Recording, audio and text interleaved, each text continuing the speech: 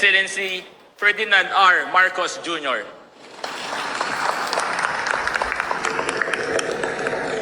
Maraming salamat sa ating kalihim ng ating DSUD, Secretary Jose Ramon Aliling. Magsiupo po tayo.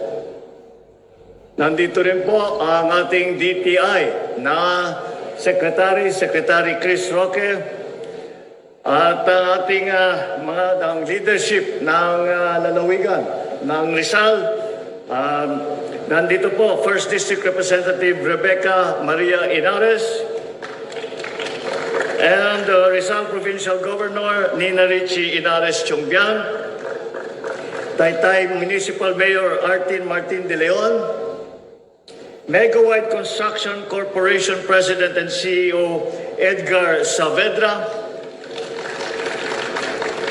the President of the University of the Philippines, Attorney Angelo Jimenez.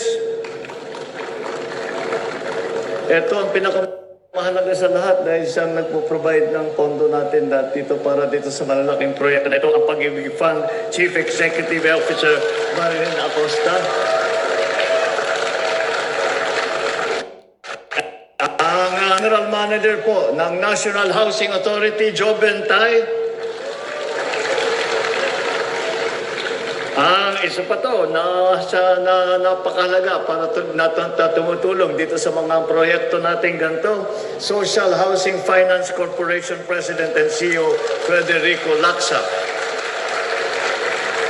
At ang mga pinakamahalaga na bisita natin ngayong umagang ito, ang mga benepisyaryo at stakeholder ng iba't ibang mga proyekto sa ilalim ng Expanded Pambansay Pabahay Program para sa Pilipino o yung tinatawag na 4PH ang ating mga beneficiaries. Ang ating mga kasamang lingkod bayan, magandang umaga po sa inyong lahat. Ngayong araw, sabay dito sa ating programa na ito, ginugunitan natin ang ika-7 anibersaryo ng Department of Human Settlements and Urban Development. Sa bisa ng Republic Act No. 11201, ang kagawarang ito ay itinatag noong ika-14 na Pebrero 2019. Siguro tama lang din na tuwing Valentine's Day ang inyong anibersaryo. Dahil ang pagbibigay ng maayos na tahanan sa bawat Pilipino ay isang labor of love. Alam natin na sa mahabang panahon, hindi naging madali ang pangarap na ito. Maraming kababayan pa natin ang nanguupahan ng walang katiyakan. Ang iba naman, walang sapat na proteksyon ang tirahan laban sa sakuna. Ang mga hamon na ito ang patuloy na tinutugunan ng DSUD.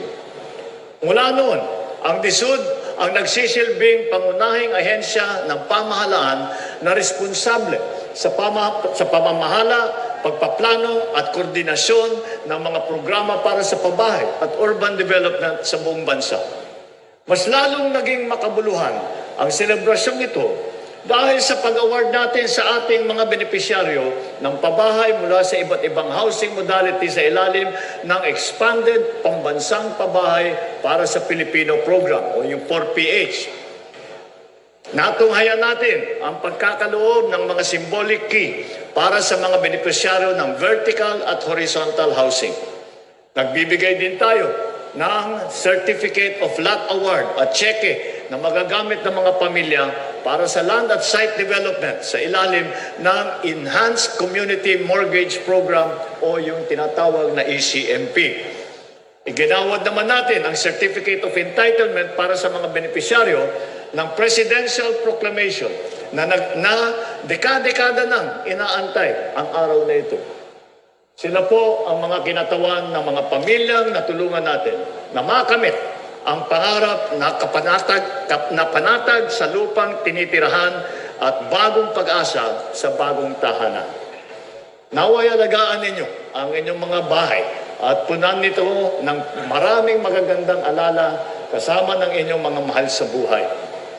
Ang mga tagumpay na ito ay bahagi ng ating masinsinang pagpapatupad ng programa ng pabahay. Mula Hulyo ng 2022 hanggang Enero ng 2026, tayo ay nagkagawa at nakapag-finance na higit 423,000 housing unit. Malayo na ang ating narating. Ngunit patuloy pa rin tayong nagsisika upang maabot ang ating target na bahay sa mga susunod pa na taon. Sa kasabay ng pagpapabilis ng konstruksyon ng mga ito, pinalalakas din natin ang mga mekanismo upang mas maging magaang ang pagkuha ng tahanan. Dahil sa mga reforma sa Pag-ibig Fund na ibaba ang interest sa mga housing loan, mas dumami ang ating mga kababayan na nakikinabang sa mga programang ito. Sa tulong naman ng subsidy mula sa pamahalaan, mas maraming pamilya na ang may pagkakataon magkaroon ng sariling buhay. At hindi po kami titigil dito. Ang pagbisita natin sa precast plant na ito ay isang hakbang patungo sa pagbuo ng mga tahanan sa ating bansa gamit ang makabagong teknolohiya.